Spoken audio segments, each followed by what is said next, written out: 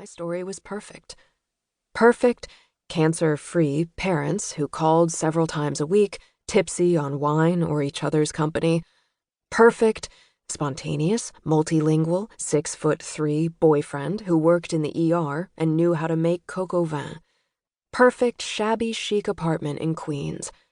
Perfect job writing romantic novels inspired by perfect parents and perfect boyfriend for Sandy Low Books.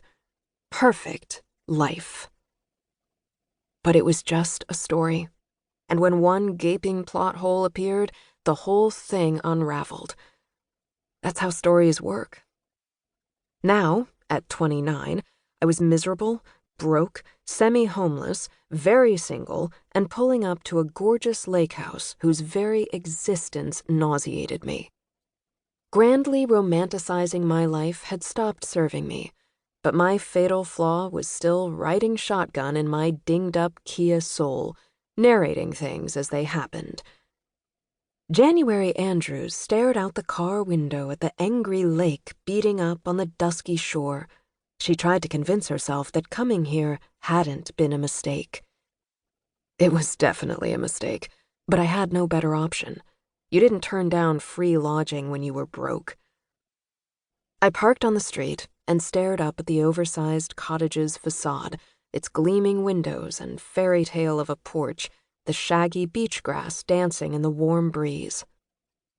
I checked the address in my GPS against the handwritten one hanging from the house key. This was it, all right. For a minute, I stalled, like maybe a world-ending asteroid would take me out before I was forced to go inside. Then I took a deep breath and got out, wrestling my overstuffed suitcase from the back seat, along with the cardboard box full of gin handles. I pushed a fistful of dark hair out of my eyes to study the cornflower blue shingles and snow-white trim. Just pretend you're at an Airbnb. Immediately, an imaginary Airbnb listing ran through my head.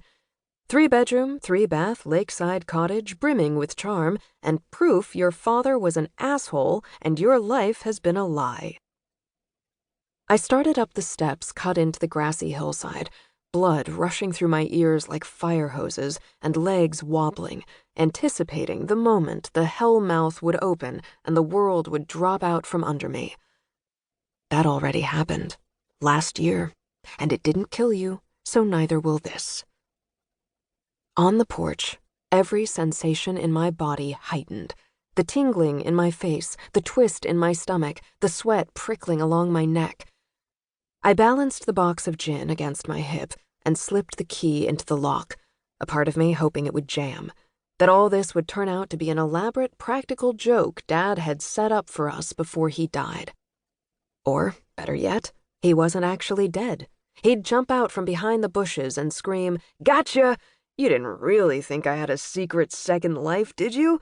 You couldn't possibly think I had a second house with some woman other than your mother." The key turned effortlessly. The door swung inward. The house was silent.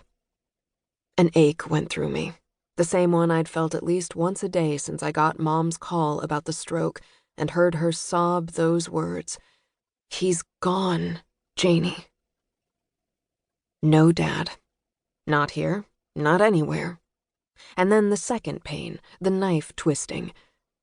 The father you knew never existed anyway. I'd never really had him, just like I'd never really had my ex, Jacques, or his coq au vin. It was just a story I'd been telling myself. From now on, it was the ugly truth or nothing. I steeled myself and stepped inside. My first thought was that the ugly truth wasn't super ugly. My dad's love nest had an open floor plan, a living room that spilled into a funky blue-tiled kitchen and homey breakfast nook, the wall of windows just beyond overlooking a dark-stained deck. If Mom had owned this place, everything would have been a mix of creamy, calming neutrals. The bohemian room I'd stepped into would have been more at home in Jacques' and my old place than my parents'. I felt a little queasy imagining Dad here, among these things Mom never would have picked out, the folksy hand-painted breakfast table.